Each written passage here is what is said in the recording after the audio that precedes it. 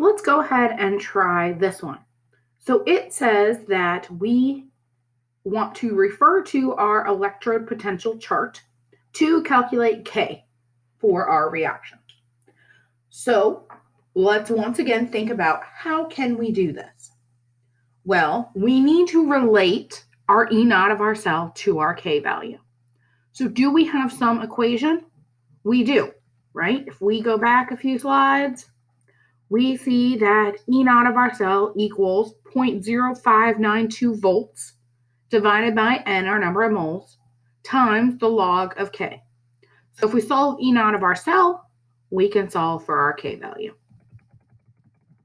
So let's look at our reaction. Once again, let's think about what we need to do. Well, we need to figure out which one's oxidized, which one's reduced. Copper's going from a 0 to a +2, so it is losing 2 electrons. Oxidation is loss of electrons, so the one that's being oxidized is the copper. So that must mean that our hydrogen is being reduced.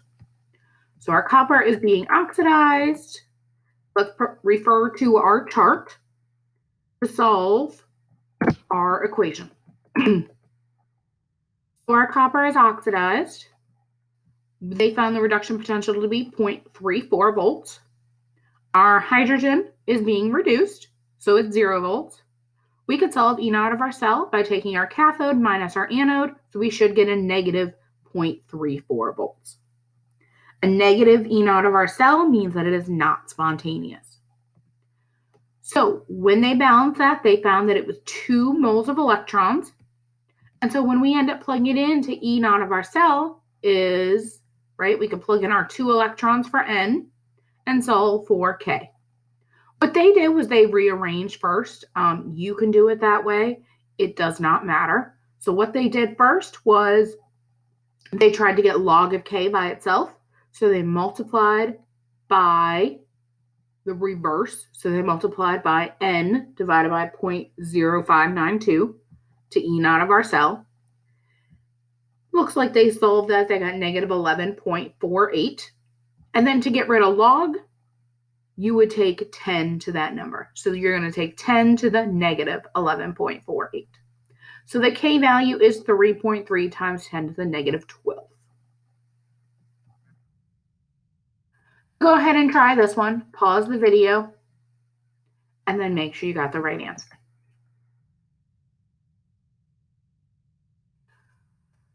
Okay, so all of the ones we have been doing are when we assume that our concentration of our potential of our cell is 1 molar. We know, though, that that's not always the case. We will not always get a 1 molar concentration. So we will figure out what the relationship is between Q, K, and our standard energy. So if our concentrations of our reactants and products are not 1 molar, they will affect our delta G. Because delta G determines the cell potential, the voltage is going to be different when we end up having something that's not at 1 molar. So in lab, you're going to see that you're going to be using 1 molar concentrations. You're going to figure out what it reads on the voltmeter. And then you will also be changing concentrations, doing something here, and figuring out what the concentration reads or what the voltage reads. This can be done in the lab, right? It would be wonderful if we could do this in the lab, but we can also do this not in the lab. We can calculate these values. So if it was at 1 molar concentration, we could use our normal standard reduction potential chart, right? Plug it in, easily solve. It gets a little different here. You can see that zinc concentration is much lower, copper concentration is higher, and that did end up changing our value of our voltage. So what we can do is we can use the Nernst equation. So the Nernst equation, we had an equation that related delta G, right? We used this last chapter. We know delta G, though, equals negative NF E cell.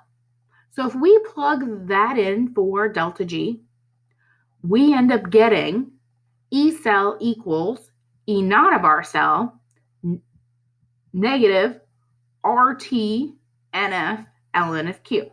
Because what they did was they took these NF, they divided by NF everywhere. So if you divide this by NF, it goes away. If you divide this by NF, it goes away.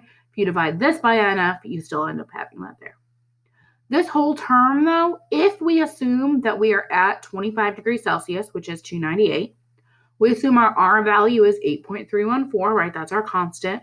We know Faraday's constant is a constant.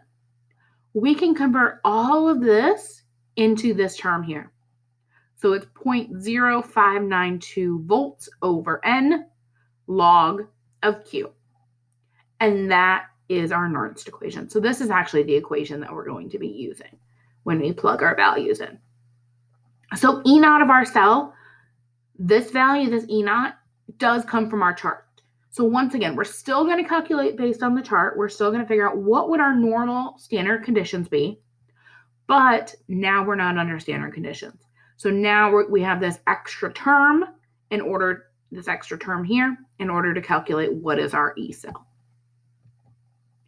So determine the cell potentials for the electrochemical cell based on the half reactions. So look at this. They even told us what's being oxidized and what's being reduced. They gave us some concentration. So as you can see, this copper, instead of being 1, so we didn't write it when it was 1 molar, now it's 0.01 molar.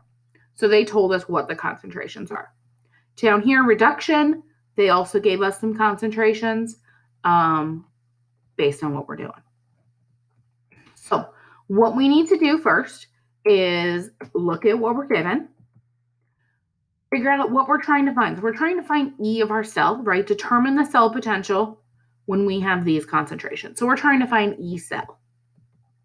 So what we can do is we can calculate E naught of our cell, and then we can use the equation to calculate E cell.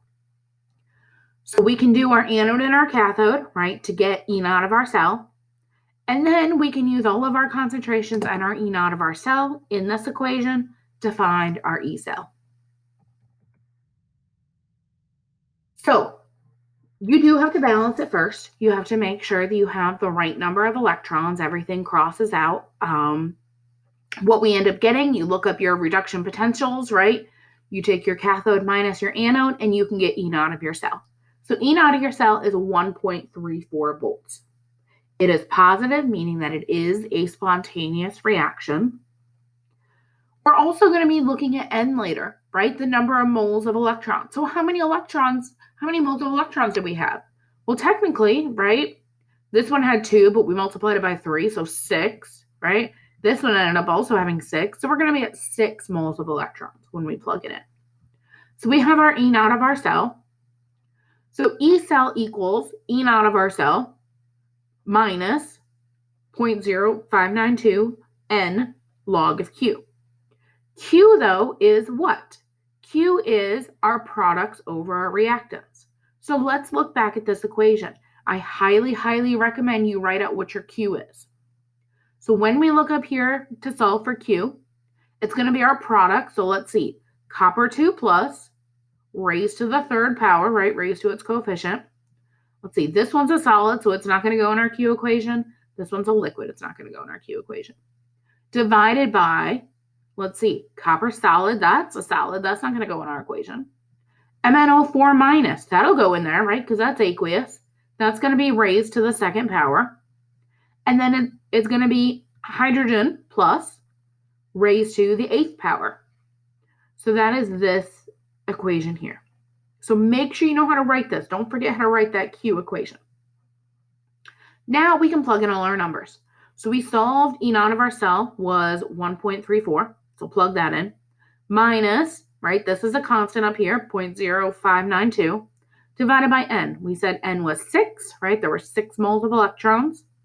Log of, and then plug in the values they gave you. So these are the concentrations that they gave you back here. These concentrations they gave you. You're going to plug those in. Then it's just doing the algebra. So making sure you can do it. So I would do this term first, take the log of that term, and then multiply by 0.0592 divided by 6. And they end up getting negative 0.05065 and then you can take your E naught of your cell minus that value. So you should end up getting 1.43 volts. So in this case, the voltage increased when they changed the concentrations. So it became more spontaneous, right? The more positive the E cell, the more spontaneous it is. So you should be able to do this in lab, figure out what is this more spontaneous, what is E naught of the cell, and you'll see that in the lab. So go ahead and try this one, do this, and then double check your answer